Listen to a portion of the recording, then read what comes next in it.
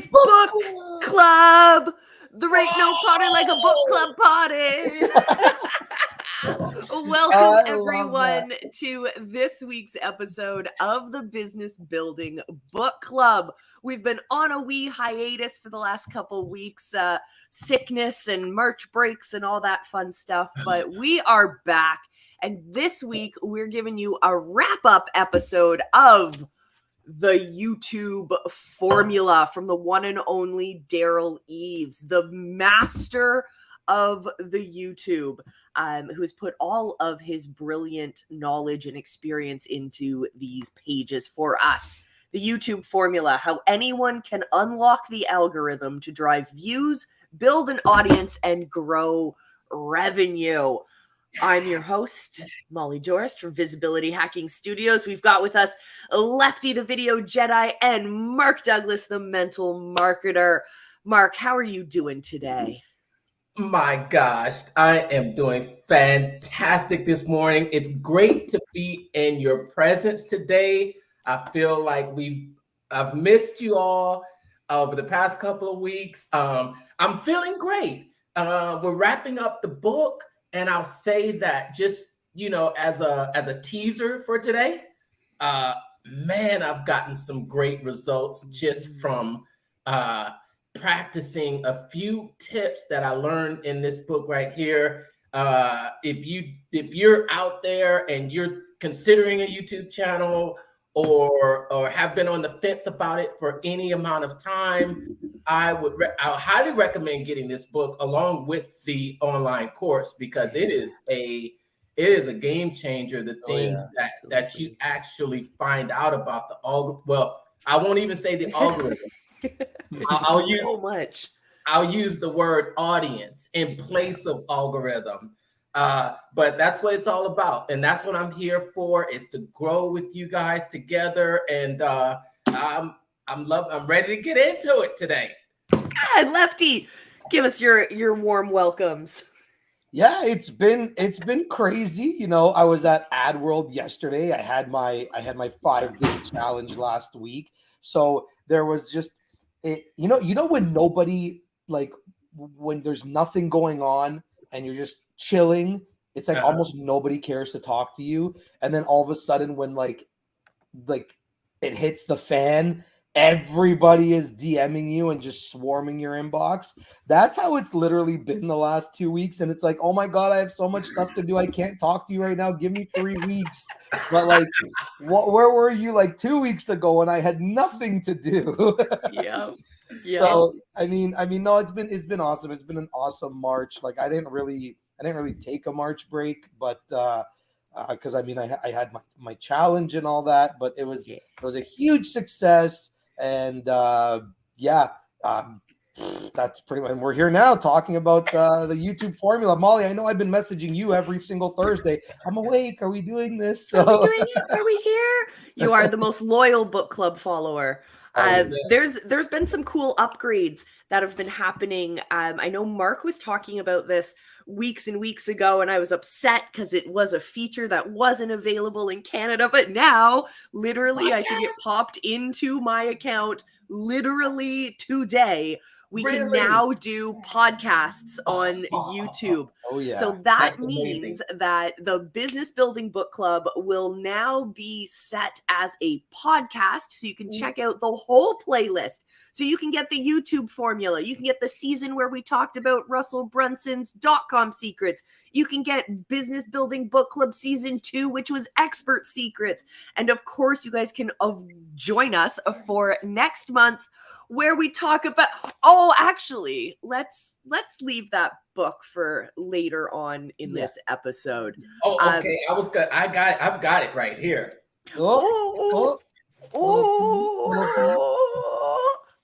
I have a thing for hardcover books, and it's like, let's do some ASMR. Oh, I love hardcover. Like I will go hardcover all day, every day. I don't care. I'll pay that extra $20. This cover has texture to it. Mm-hmm. Yeah, it's nice. So you can now get, or as of probably tomorrow, you'll be able to get the Business Building Book Club in YouTube podcast format. And then you'll also be able to get my returning podcast, but we'll talk about that later. I want to know from you guys, what has been the number one biggest tip or takeaway or aha moment that you've seen from the book? I am here. I just have to deal with my whiny dog. So please continue. Mark, you want to go first? All right. My number one biggest takeaway from the book is, okay, so I'm going to make a quote from Mr. Beast here. And he made this quote actually not long ago. If you've been watching it, man, it's been so much that's gone on in this world since it just the last it's been like 3 weeks. Oh yeah. But he said it's easier to make it's easier to make one video that will get 1 million views than it is to make 100 videos to get 100,000 views. Yeah. And I don't know if you heard that quote. Well, he didn't use those numbers. I think he said something like 55 million and maybe 100, but the idea is the same, is that basically, there's two key metrics, your click-through rate and your average viewing time. Mm-hmm. And when you can focus on those two, first to get the click and then to keep them watching, then the metrics, don't worry about getting views. The algorithm will do the work for you. And that was really the most important thing I found in this entire book, is those two things to focus on. Because, focusing on tags, keywords, descriptions. Well, descriptions and titles too. Oh yeah. Yeah. Because this, because the thumbnail gets them to look, and then the title gets them to click to, and then you have to deliver on the promise that you make in the title. So those are some of my biggest takeaways, besides all of the stories that he told about the struggle with the algorithm and being able to adjust along with the algorithm and just stay flexible. And thanks a lot for all of those hooks, Lefty. Oh yeah, you're welcome. You're welcome. You have a lot, so you could. And again, I'm going to piggyback off of what you said on 3 things. Now that you mentioned the hooks, number 1, you could use them as short form or long form. So if you wanted to put something together for YouTube, boom, you have hooks for that. If you want to use it for short form, you have hooks for that. Second thing you mentioned was in terms of like, it's easier to create one video that gets to 1 million versus 10 that get to 1 million in total, right? Mm-hmm. So coming from someone who like absolutely loves ad spend, I mean, I can already see it, right? If I made 4 videos and I had $1,000 budget that month, I would probably get more views on that video if I just dumped $1,000 into one video as opposed to dumping $250 into 4, right? So that plays off like very, very well. Oh my God, now I can't remember the third thing you said, but like those are pretty much the title and thumbnail. Oh, title, thumbnail, and description. That was it. So I don't remember where I read this, but apparently YouTube doesn't like links in your description, although everybody does it. So I'm kind of thinking like, who I heard that from, are they just full of crap? Or like I've heard that from multiple platforms before, and I too, right? Okay, yeah. But what YouTube did recently was they've changed the way that your links appear if they're internal YouTube links. Mm-hmm. So I think what they're trying to do is phase out just ugly hyperlinks that go off platform, and instead are trying to encourage you to use internal links. Oh, linking to linking to other playlists, linking to other channels, linking to other videos to again keep them within that ecosystem. Okay, yeah, that makes sense then. Okay, because I was like, huh? Everybody has links in their description. What are they talking about? And it says that they don't like spammy links. So, but I don't get a description of a spammy link. Well, is that leads to a spammy page, or is it looks spammy? I think it leads to pages that have been tagged as potential spammy. And that's totally not technical jargon, but I know that I hate to say this, but I know that a lot of ClickFunnels pages get noted as spam a lot, and same with emails that are sent through ClickFunnels domains. So maybe that's what it is. If, whatever the all-seeing body of internet overwatchers decides that a lot of spam comes from pages from this server or from this whatever, maybe that's where they deem it spammy. Okay. You got or if maybe within YouTube themselves they've noticed the same link showing up everywhere. Right. Like people who make spam comments who will leave the same link. So the AI goes, oh, I've seen this exact comment or this exact link posted a lot. Yeah. Maybe they use AI to detect those actual spam comments. I read somewhere about a spam apocalypse on YouTube a few years ago or something like that, where you would go in the comments, and I guess there'd be like, it was during the era when YouTube was like sub for sub. Were you around that time? I was around then, but I did not participate in that. But back in the day, that's how we built our networks, was sub for sub. But it was, you find people who are in common with you, you like their stuff and they follow you. It was more like friends rather than this like business relationship that we're all trying to build. Rather than this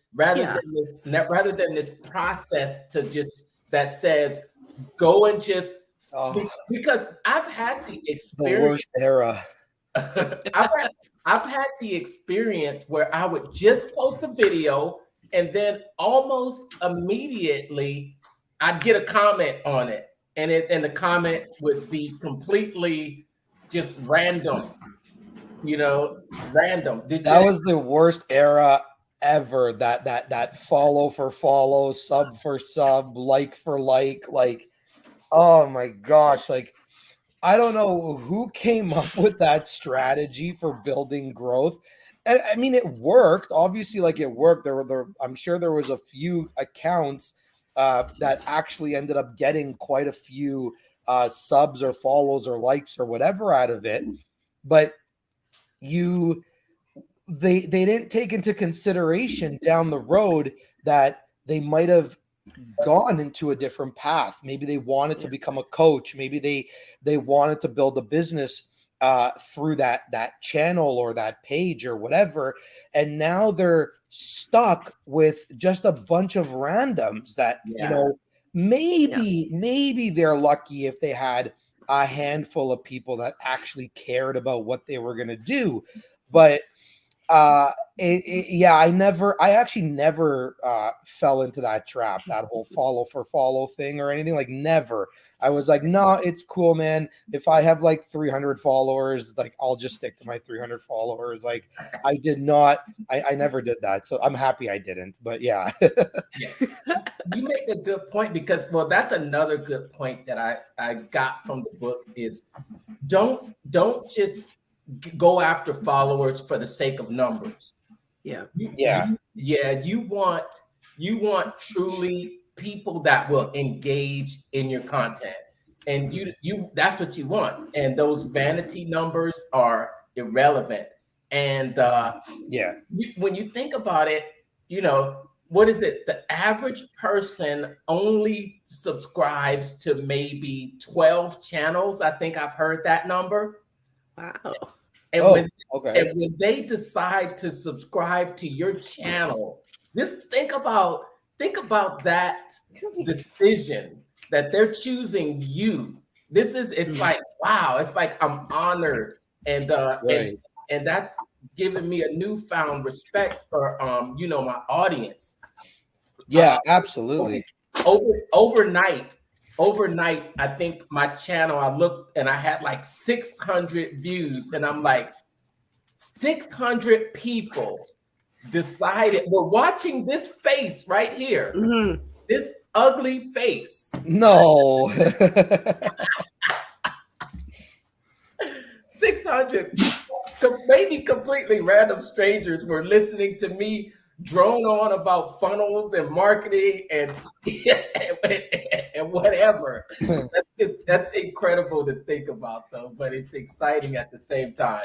Yeah, I mean, like I always told people that, like, if you get a subscriber, like, that person is like dedicated through and through. Even if they don't watch everything, like every single time you put it out, they are just dedicated, because YouTube is like TV. And typically what happens is we'll give a pilot a shot, but like the moment we don't like that pilot, the rest of the season is like a write-off. We're not even gonna care to watch it.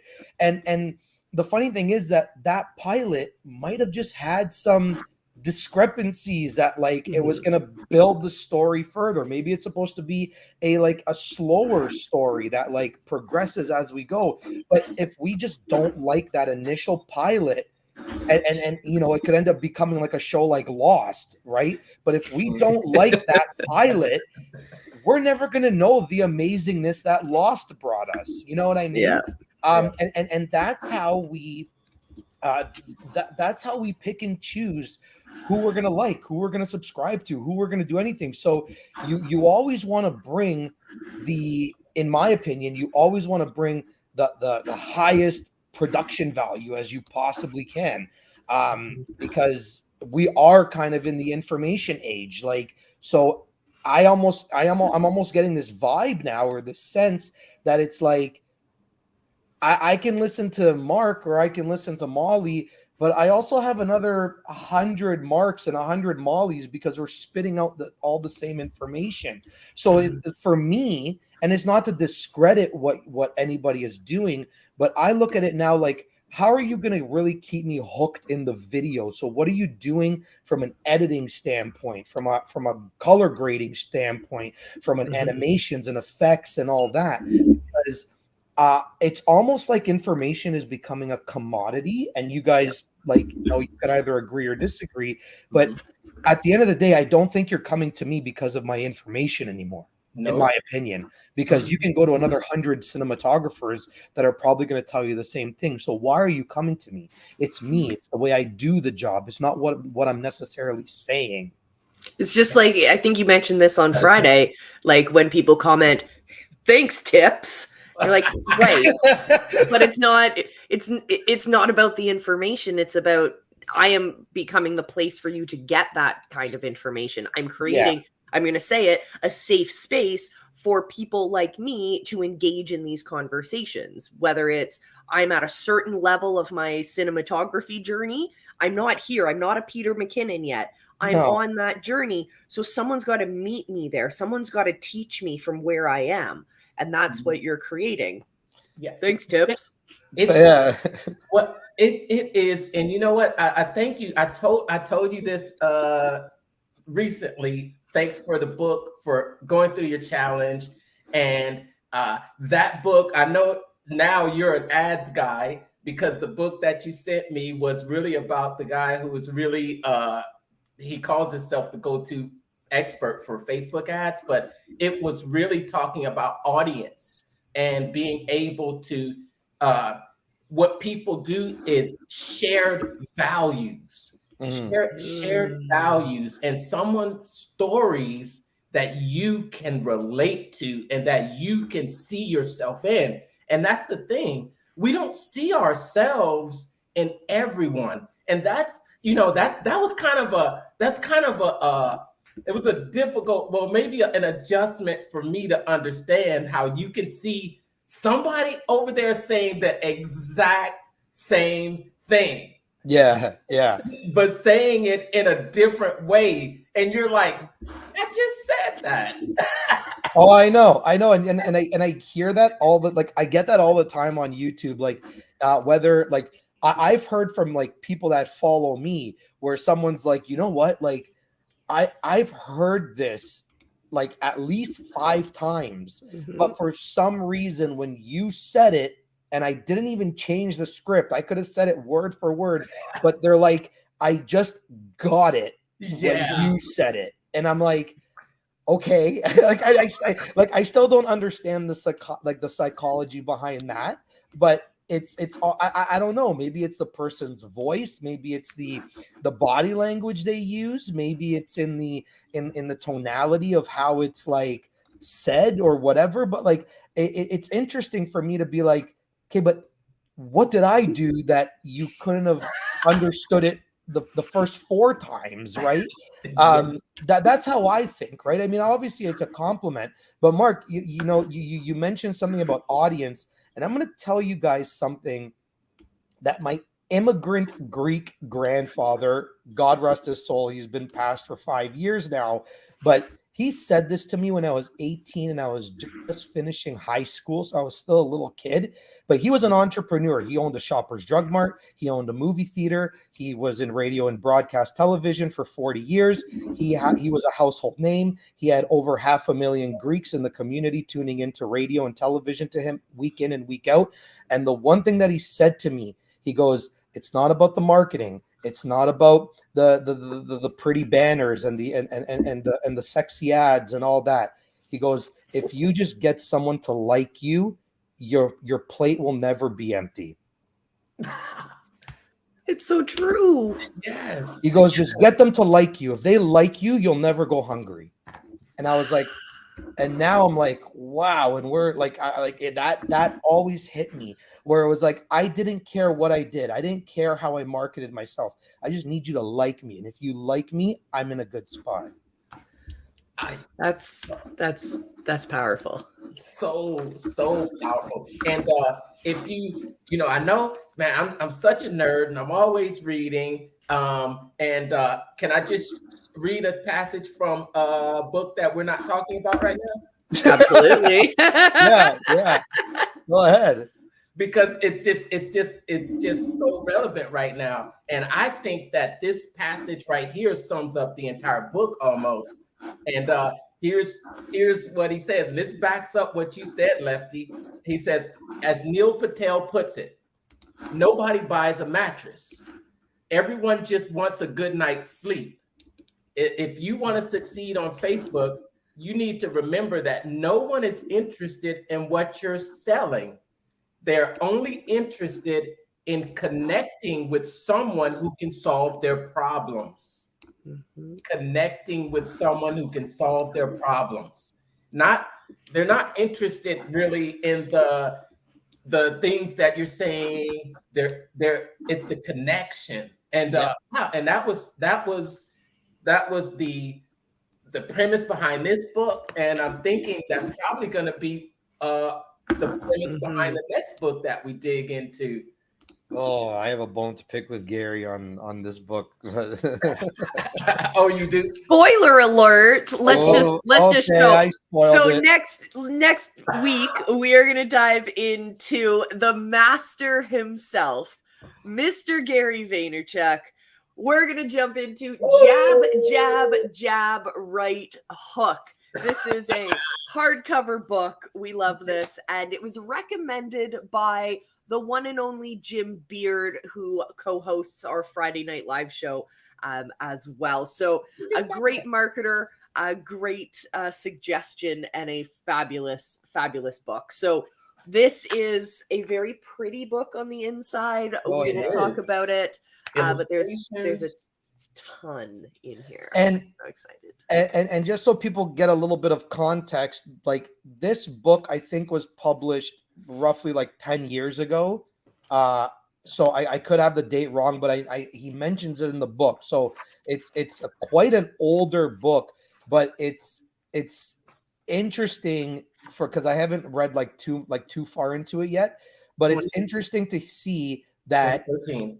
How 2013? Yeah. Okay, that's what I thought. So 10-year anniversary. 10-year anniversary. Okay, so guys, another thing too is you don't.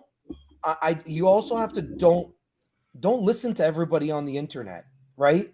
Because and I know it's crazy. Hold on. Really? Did you say don't listen to strangers on the internet? Don't take candy from internet gurus, okay? I'd say don't listen to anybody. So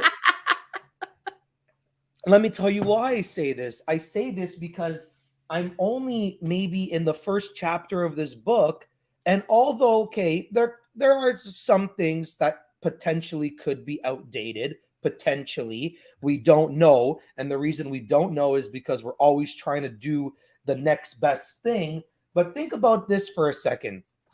We are reading a book that's 10 years old, yet once you actually dive into it, more or less the principles still work today. Therefore, this whole thing of you need to do 10 reels a day, but then you need to do one, then you need to do none, then hashtags don't matter, then hashtags do matter. Stop listening to that shit. Stop listening to that. Why? Because we're reading a book that's 10 years old and the knowledge still works today. So someone oh, I'm stuck. It's okay, say your piece. Okay. You can still hear me. I can still hear you. Okay. Someone looked at one of my videos on YouTube that was a year old, and they asked me, does this still matter? Because it's over a year old now. I'm like, yeah, it still matters today. It's still true today. So just to touch base on this, and I know, and it's just an example, you know, I could be wrong, but typically when, let's say, something important wants to happen in the world, there'll be a brand release of something to keep us busy, right? So it's I feel like the same thing happens on social media. Is there, because let's face it, there is what a 1% on the internet. There is a social media superpower, and we know the names. We don't have to tell it, you know, like there are those people, and I just feel like it's the exact same thing. They keep us busy every week or every month just doing random things, thinking that we're going to grow when nothing actually changes. And they're still winning while we're all still suffering and trying to get that one new subscriber or that one new follower, right? Just if you have a gut instinct and that's where you want to go there. Stop listening to everything that's happening around you. And yeah, just break out of that, because what works for one person doesn't work for everybody. And that doesn't mean that these things don't actually work, right? You know, you see somebody try a method and all of a sudden they get to like 6K followers, right? But you turn around and go, oh, I'm going to do the same exact method, but that might not be what your audience wants. That might not be what your audience cares about.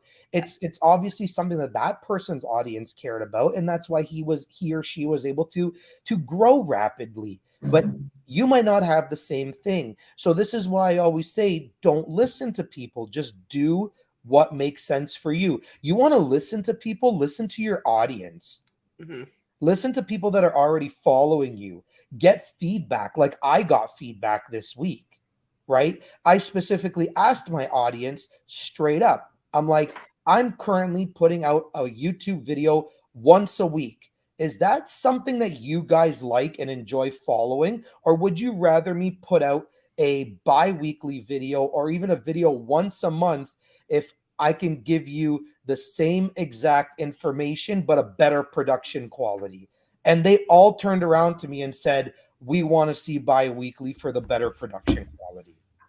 Cool. Yeah. Okay. Interesting. I when it comes to following gurus, and what I'm excited for Gary Vee's book, and what I think Derral Eves did fantastically in YouTube Formula, is giving us the information to understand why. Yeah. Like Derral Eves gave us the history of YouTube and how it's developed and how it's gotten to where it is at the time that he wrote the book, right now. And understanding how it evolved helps us understand why the algorithm works the way it does, why connecting works the way it does. And that way, every time these gurus are sharing these tips, we can understand them within the context, rather than following, oh, that's the hashtags are the latest tip, so I got to focus all my attention on that. Because it's never one thing. No, that's never. the coolest part that I've noticed about creating content on any platform. It's this beautiful matrix. It's this intersectional approach you need to take. Your audience, you like the content you create is uniquely positioned because your audience is different.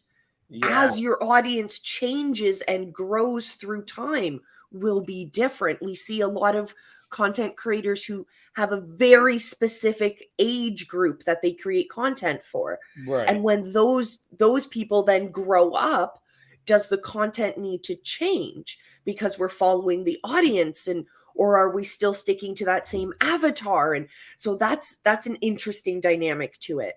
The content that you're bringing, the actual topic you're discussing, is going to change. The time of day that you're posting even is relevant in this matrix. Are you a growing channel? Are you putting ad spend behind it?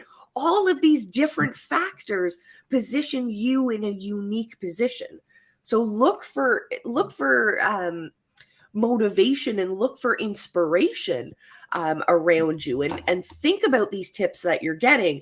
But understand that, not, as Lefty says, it's not going to be a cut and paste process end result. It's going to be something that's different and is a beautiful, unique journey for each and every creator separately.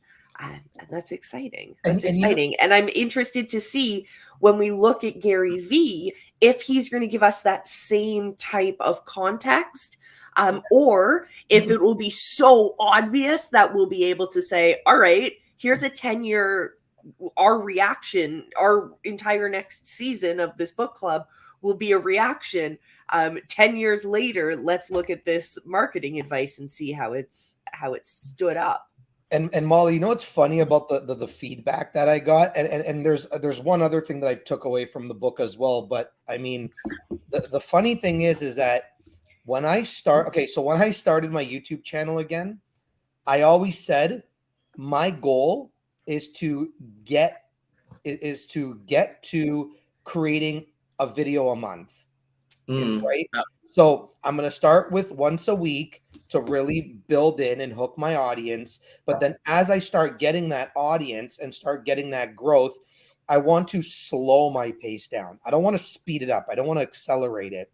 So it was really funny that it's only been maybe like 4 or 5 months maybe, and they're already pushing me out further without actually without me actually saying it or doing it. They're pushing me out further. They're getting me closer to my goal. So if it took me 6 months for people to say, we want to digest you once every 2 weeks, is it only going to take another 6 months for them to digest me and say, we just want to see you once a month, to now we just want to see you once every other month, once every year, right? Because as I know it would be a sad thing, but as I grow, because I'm also getting back into my filmmaking and getting back into my short films, and I'm actually creating a short film for one of my mentors, which I'm really, really excited for. But you know, those things take time. So maybe it will be, I might put out a badass video every 6 months down the road, or once a year down the road, because the other 9 months I'm actually filming, or 7 months I'm filming, right? Like, who knows where it's going to go? But I have, before this 2-week thing starts, before this bi-weekly facade begins. Not a facade. You got a surprise for us too, right? Oh, my yeah, well, I do have a surprise, but the surprise at the beginning was just my slate book club. Oh, but I do have a surprise. The surprise is technically this Friday's episode, which is going to be the last weekly episode before I go every 2 weeks, before I go bi-weekly. And I know every other week I'm going to be putting out bi-weekly videos moving forward after this Friday. I haven't been a huge follower of Gary Vee, but I have consumed a lot of his content, and from what I've seen, he preaches almost like post everywhere, be everywhere, do everything. So what do you think about that, as opposed to, like you're saying, Lefty, I want to ask my audience when they want to see me? Because is that what you meant by you got a bone to pick with Gary Vee? Because Gary Vee's like, pound it. If you're not seen, then you're forgot about.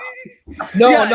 If you're sleeping and you're not creating content, you're out of the game. What's wrong with you? No. The bone. Okay, look, I like to read my books left to right and down. He unfortunately did half pages. So I have to go left to right, down, then back up, then down, then to the next page. So he wrote his book in like half pages, and I think it's the most frustrating way to read a book.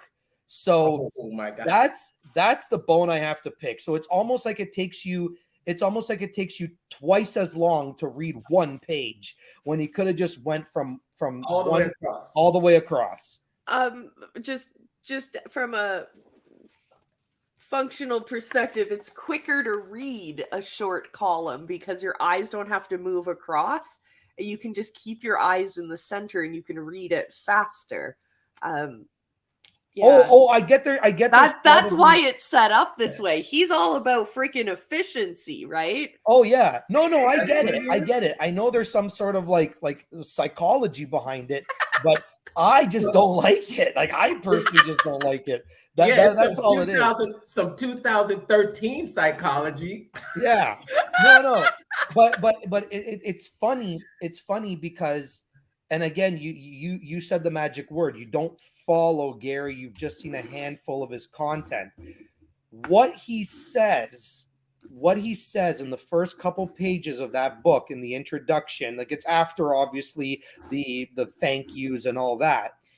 He literally says that every social media platform has its own culture, has its own language. So what he does mention is you cannot repurpose, because what will work on one platform will not work on another platform. And we probably do see this. You put up a reel, it gets 1,000 views. You put up that same reel on YouTube Shorts, and you're just like, why did this video only get like 15 likes? Right? So I think if we sat back and digested Gary along all platforms, let's see if he's actually putting out different things on different platforms. Because if that is the case, that now triples our work. But he also does mention to be a master of one platform. Oh, he does. Yeah. Okay. He also does say like make one platform, your ultimate slave, understand it through and through, and then move on, and then make that platform your slave, and then so on and so forth. Right. So right now, like, so far, I'm not that far in, but like, it's a very, very, very interesting read so far. Okay. But I do want to see if he's actually now that he mentioned that, I want to see if his content is actually different between, let's say, Facebook, YouTube, Instagram, and wherever else he is. I actually picked up his Crush It along with it. Yeah. Oh, did you? I sure did. Yep. I said, you know what? Let me grab this one too. It's you know how Amazon will say, yeah, get these two together. Buy this too and buy that as well. Wait, you're not done. Here, let me help you spend more money. Yeah, let me get a stack of books like this. I do it every time. Fun fact, so though. Which one did he write first? He wrote Crush It first, actually.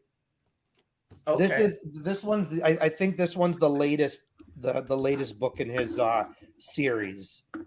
Yep. Because he mentions jab, jab, jab, right hook in this book. No, this one is 2018.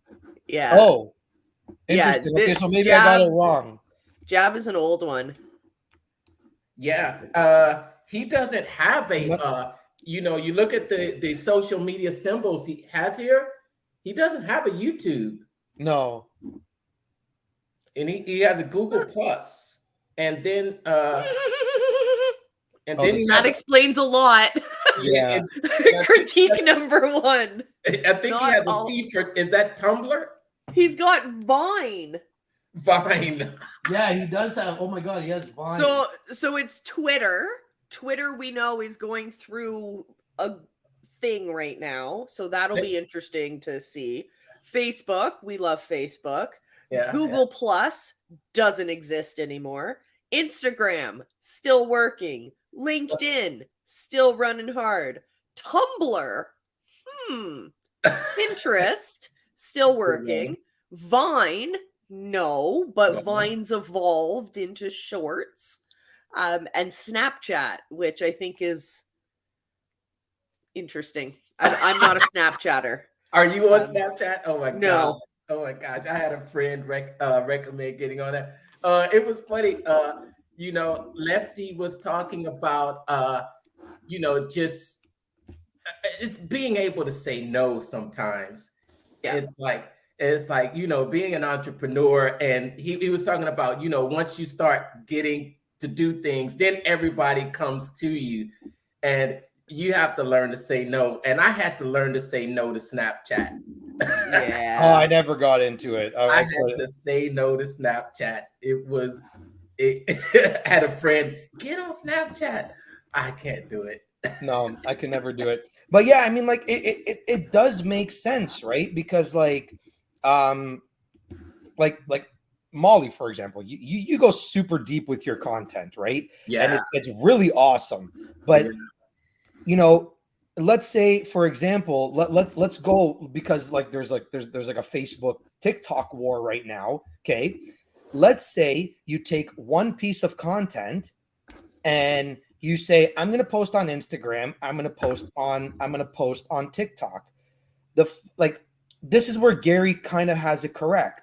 And I do understand it, because you cannot put the same content where one speaks to millennials and one speaks to Gen Z. It's a completely different crowd. So they're not going to reciprocate that piece of content the same. So you do technically have to make different content. And then YouTube, because let's face it, the majority of YouTubers, probably at least the early adopters, I feel, are in and around our age, or probably even have like 5+ years on us. So realistically, that's also a different age group and a different demographic, right? Absolutely. So, but you can always start with the same core content and take from it what those separate audiences or those segmented audiences would appreciate. So, for example, let's just make it super simple. A podcast. Let's say you found that your podcast audience prefers long form interviews. So you post the full interview there, but then you take snips of that, just golden nuggets, and you create a whole bunch of shorts that you release later on a different platform. Yes. Right. So it's in the language of the way that TikTok consumes. And if they want the long form, that's your funnel process. You flip them over to the full episode. Okay, so if you're talking about like but here's the thing, right? Like we're on a different like playing field in a sense where we come from long form content, right? Yeah. So we can have that understanding where, let's say, okay, I can take like a 20-second funny clip from one of my videos and let's say put it on TikTok because my Gen Z audience will enjoy that, right? Yep. But in this day and age, not many people are focused on making 10, 15, 8, 20-minute videos. So we do have an advantage where we can say, yeah, that 30-second portion could work for TikTok. This 10-second portion can work for Instagram. But what do you do when your whole premise is 30 seconds? You have nothing to cut from. And that's where you have to be like, okay, now I need a video for here. I need a video for there. I need a video for here. But I think it could be just as easy. And I think a lot of people use that flipped process. No, they do, because they start out with, I'll use a specific example. There's a creator that I follow. She started off with short form content related specifically for foster parents and people aspiring to be foster parents. Okay. And she does these quick skits of different important moments and ways that you would word things and phrase things, because that's the missing spot in the market that she's found. And so you can look at her content, and of those skits, you'll find people throw tons of questions in the comments. So she can then use those short form pieces of content, very low resource, in order to create them. It's just a skit with her filming from two sides on her iPhone and some captions. And she then can gather those questions and create a long form piece of content that she already has a ready market to watch, which is kind of cool. Yeah. Very good. Okay. So you can do it both ways. It's interesting that you say about, we'll just say cross channel purpose. Your guy, how do you pronounce his name? Nicholas Kusmich? I have no idea who that is. The author of this book? Oh, Nicholas. Yes. Sorry. You just get the pronunciation. But I don't know how to pronounce his last name. He explains it as contextual congruence, and it's knowing the audience and the platform. Yeah. But it's interesting because now you've got cross-platform with YouTube doing a podcast now, and podcast being more video, and then also podcast platforms allowing video on that platform. And that's taken someone, the casual listener. You think about a podcast listener, and they're typically probably popping in that podcast on their commute from home to work, in the morning, popping it in. But now YouTube is trying to break into that market and bring some of those viewers over to watching it in video form.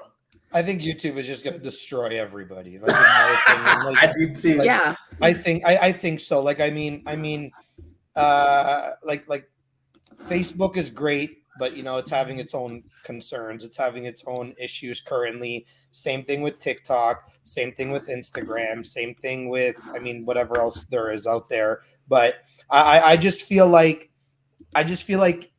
YouTube will take over everything, and it's gonna it's gonna be the superpower. Like I think YouTube will eventually just be the superpower. All these other platforms will exist, and they're not gonna go anywhere. But I just think that there's gonna be this huge dominance, and when that dominance happens, it's like you're either gonna be there, make the shift, you're gonna ride the wave, you're gonna catch it, and it's gonna be awesome, or you're going to be a late adopter, and you might just kind of be coasting on a little floaty just in the big ocean, but it's almost like look, I'll give you guys insider, like I'll give you guys like this like insider piece that's in my head. My YouTube video this Friday, it's about storytelling, okay? But it's not just about storytelling, because you do need to tell stories in your videos and your content, because we relate to stories a lot faster and easier, right? Instead of just getting some like jargon information, right? Yeah. So who did I compare to this Friday? I actually compared one of the greatest storytellers of our generation, the one and only Mr. Vincent Kennedy McMahon. Okay, you have a guy. You have a guy who has gone 1,000 plus weekly episodes for Monday Night Raw. Okay, you cannot be on television for 1,000 plus episodes. This guy outranked The Simpsons. He outranked, other like soap operas like Young and the Restless. He's outranked everybody, Seinfeld, Family Guy, you name it. And while doing so in the 90s, destroyed his competition, bought out WCW, bought out any other platform that even thought of putting on wrestling entertainment. You cannot do that if you are not an incredible storyteller, because it's the stories that captivate us. We all know that, sure, injuries happen everywhere, but we obviously know that when we're watching wrestling, it's entertainment. It's not a boxing match. You're not actually there to get, like obliterated with broken noses and stuff, even though injuries do happen because of the type of matches that happen. But let's face it, I cried when I found out it wasn't real. Well, yeah, a lot of us probably did. Me, I was super upset when I found out it wasn't real. But at the end of the day, I'm pushing 37 years old and I'm still watching it. And the reason why I did it, because Molly, a couple weeks back, we were talking about how my content goes alongside with pop culture. Mm-hmm. So this Saturday is day one of WrestleMania. What better way to put out a video? But you want to talk about pop culture and being relevant? What better way to put out a video during a large event where millions of people are going to be on YouTube? I'm like crying while I'm laughing here. Because it's a brilliant idea. I was absolutely thinking about doing this because for some reason, wrestling has become big again with the people around me. Really? And this is the first time it's happened since I was an adult, and I actually kind of want to watch it. I can tell you why. I can tell you why it's gone popular and big again. For one reason and one reason only. After the Attitude Era, which happened, let's say, between like 2000 and 2010, or even like 98 to 2010, what Vince McMahon tried to do was he wanted to bring in more of a family audience. So he actually dropped the rating down to like family or whatever it was, right? So he made the content more kid friendly. When Vince slowly started coming out of retirement and Triple H, his son-in-law, took over or was starting to take over, he was like, yo, we're losing a big audience. We need to go back to that Attitude Era. So the rating for Monday Night Raw now has gone back to 14A or 14 plus. So Triple H is bringing back that gruesome, like swearing, like they're not even like when the crowd is dropping F-bombs, Sportsnet is not censoring it anymore. Wow. Talk about adapting to his audience, because he knows his audience is becoming, his audience is aging. And the ones that are aging are the ones that fell in love with the sports entertainment to begin with. And if you have nothing to give us, we're going to lose. You're going to lose us. The only way you're going to keep us like active is if we all reproduced because we want our kids to experience the same experiences that we had. Right. But for those that are not reproducing, we don't care. We're going to stop caring about it. Right. Yeah. So he literally just changed the censorship, and now it's gone back to it's almost gone back to its original settings. Gotta admit though, it's tough to watch the original settings or the original censorship with a new cast, because they're trying to like they have their own quirks, but I mean, yeah, it's something that you kind of got to get used to. It's characters. It's characters, and you can build characters. You can, and I talk about this in my video. I'll give you a little spoiler for Friday. You can build characters in your storytelling, in your own content, and the way you do that is if you have a team. Do you work with other creators? Do you have a team of 5 or more? Those can be your characters. You can big them up. Talk about how they help your business succeed. Now you can create people within your content and tell those stories. And I get into that in the video, so I'm not going to spoil it completely, but storytelling all the way through and through. Big up Vince McMahon, baby. Woo! I'm excited. I love this stuff. I love this stuff. Awesome. Yeah, I'm gonna park my butt on the couch for a whole 2 days, 8-hour event, and I'm gonna just watch WrestleMania.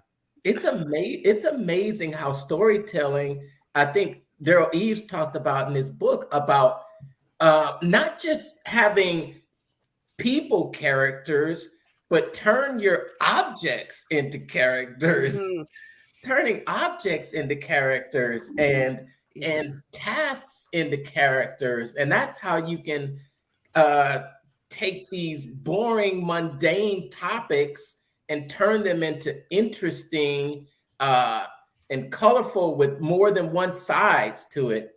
That's something that I definitely need to I have something. Get better and improve in. So seeing as we're on this topic, the YouTube formula, Derral Eves, page 233. I have no idea what the chapter is. Let me tell you about a channel whose content strategy includes having a huge library of videos.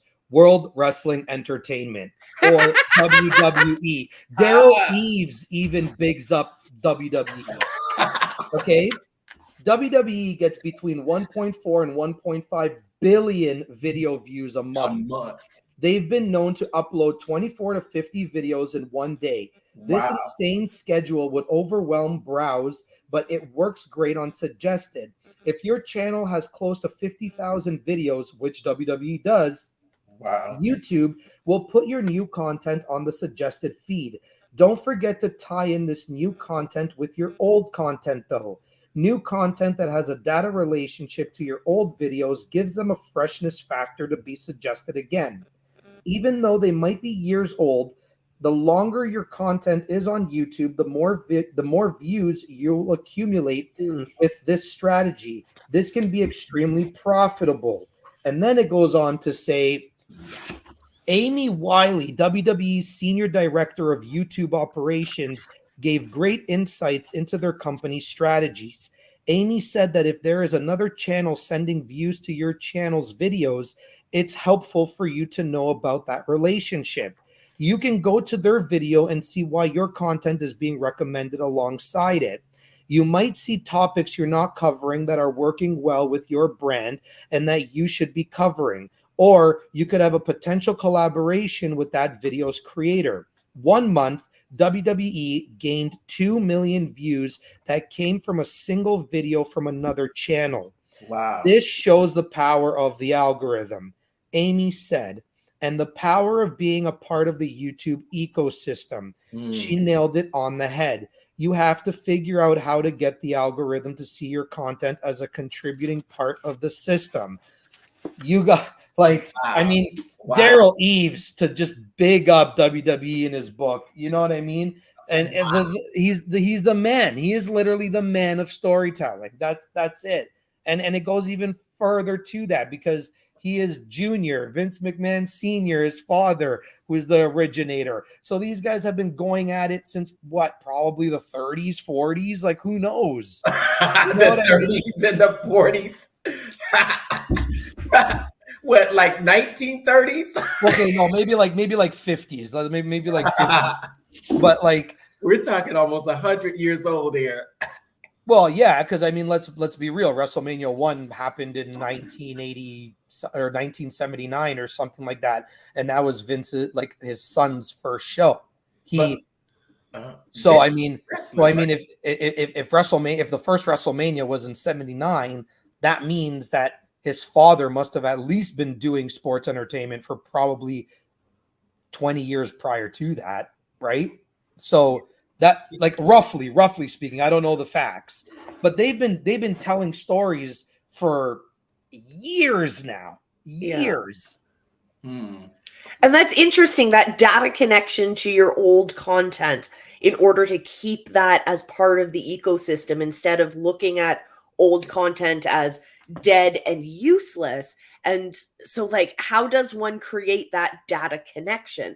How do you continuously create the right callbacks to that old content? So at the end of your YouTube videos, what's really helpful is to have to utilize the thumbnail that pops up to say, check out this video. So you record a little clip at the end of your video, check out this video that's about specific topic that I think's connected to what we just talked about, if you want to know more. But that video's like 2 years old that you're pointing to. Or if you say something in your piece of content and you're like, hey, but if you want to see what I thought about this 10 years ago, check out this video. And that can throw back to an even older video. Or going back and creating reactionary content to those old videos could revive that stuff as well. Oh, absolutely. Good points. Good points. I've kind of shied away from the talking about current events a lot, because when I think there's a risk when you talk about current events about the longevity of that content. But I think you make good points, because although you might talk about something today like Vine, let's say we were talking about Vine a few years ago, maybe you would go back to look at what you were talking about Vine, or maybe there's a possibility Vine might come back. I find that now with certain platforms coming up and certain creators, like Vine is coming up in discussion, and it's trending more recently, because the former creators of Vine, or the creators of Vine, also created this trivia show that there was a big documentary on one of the network TV networks, and so that's reviving that keyword, which is feeding up content related to Vine. So I could see in the social media worlds how those could trend together. So yeah, and Mark, too, to go back on what you were saying about it having like a risk factor of speaking about, you know, certain current events and whatnot, because they might not be relatable or whatnot. Anytime I do a video on a relatable event, it's always how I can tie it back to your business, right? So it's like, for somebody that could be a wrestling fan or is not a wrestling fan but knows about it, can also get insight as to like how those storytelling tactics can help them with their content creation, right? It becomes the frame in which they understand the foundational information about business. You've wrapped that principle in a current affair and related it to it. That's gold right there, Lefty. That way everyone's on the same page. Everyone's looking at the same example that we know they're enthusiastic about outside of the discussion of business. But then the entire discussion is, oh wait, this is about business. I have an entire section of my library I was a philosophy major, and so I have an entire section of my library of books about pop culture related things and philosophy. The Really? Matrix and philosophy, The Simpsons and philosophy, South Park and philosophy, Seinfeld and philosophy. So what these are collections of essays from different writers who are looking at different episodes or different movies or whatnot, and finding those connections to the foundational discussion of philosophy. So they highlight, oh, well, this was a thought from this philosopher, and this is how it's exemplified in The Matrix, for example. And so it basically, what Lefty's doing is creating that for current pop culture related events. But instead of philosophy, he's talking about business. He's talking about storytelling. He's talking about content. He's talking about lead gen. He's talking about sales. Those, yeah. So that's what I think about. Yeah. I love it. I love it. Yeah, because I mean, if you came onto my channel and you're just like, this guy's a video marketing agency, why is he making a video on wrestling? I could completely understand, like, there's no connection there, and you're probably going to be like, screw this guy, I'm not watching. But like, it's marketing done well. Well, we locked 100 wrestlers in a tub full of bees. I don't even have, well, that's all I have to say, and you already know who it is, right? And no one's getting out for 24 hours. Oh my gosh. If you were a business owner, how would you feel? We locked 100 wrestlers and 100 entrepreneur funnel builders into a room for 48 hours. But they're not alone. We've added 1,000 bees. Yeah, they're hungry. But here's a catch. At the end, if they can survive, they might win $100 million. And there's also a catch. We're also gonna donate $100 million. And so this is what they gotta do. They've gotta build successful businesses before the time is up. And if they don't, they're gonna get slimed. And we keep the $100 million. Are you ready to rumble? And while you're at it, I would take my Feastables because it's the best drink ever. Sorry, while I have a beast burger. Oh my gosh. I almost spit on my coffee. I think that officially is time to wrap up this episode. I heard someone ask whether Mr. Beast's actual format for his videos is getting kind of wearing on us, kind of like, okay, it's time to move on to a different type of video. But okay. I wonder.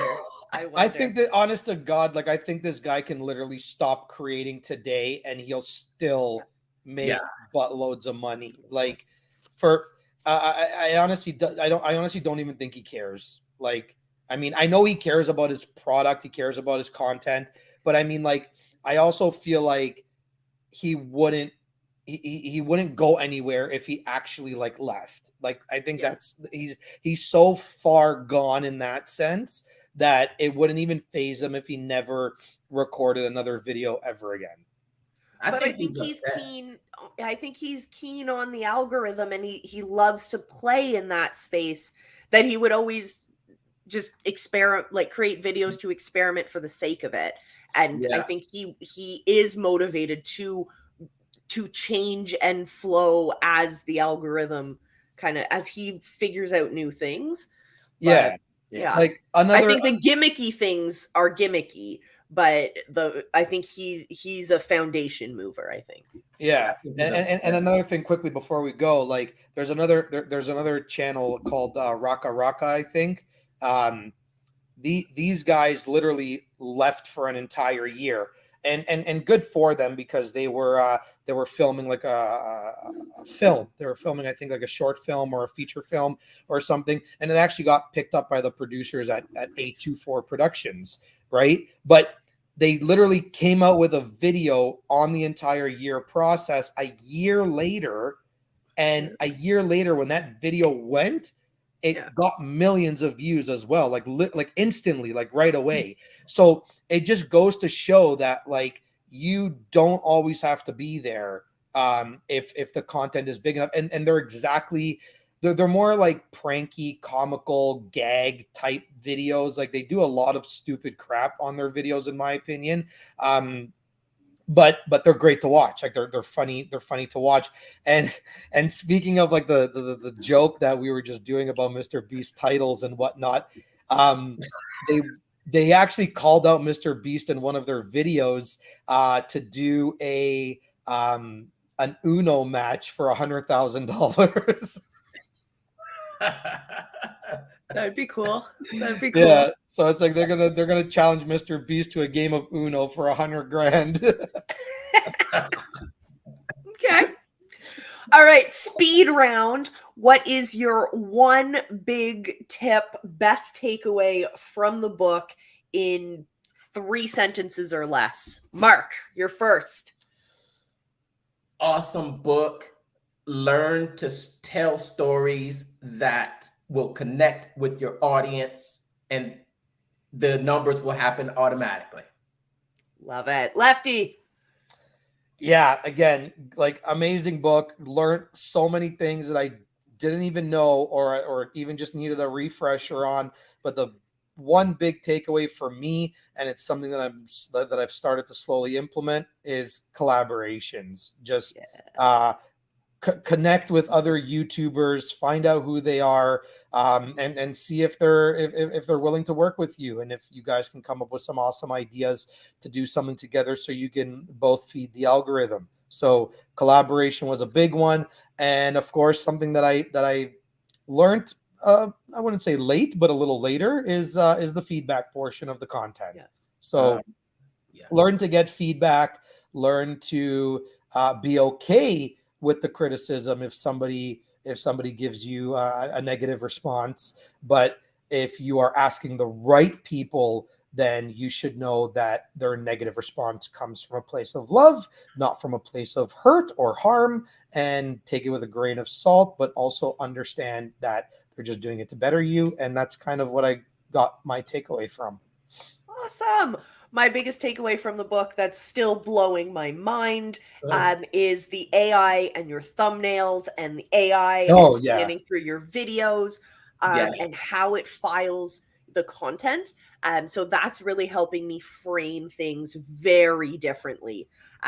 So it's even informed how I'm changing up the thumbnail for book club for next season. We're going to have our faces in there more and things like that. So that's my biggest takeaway. I am super excited for next week. We are going to start out with jab, jab, jab, right hook.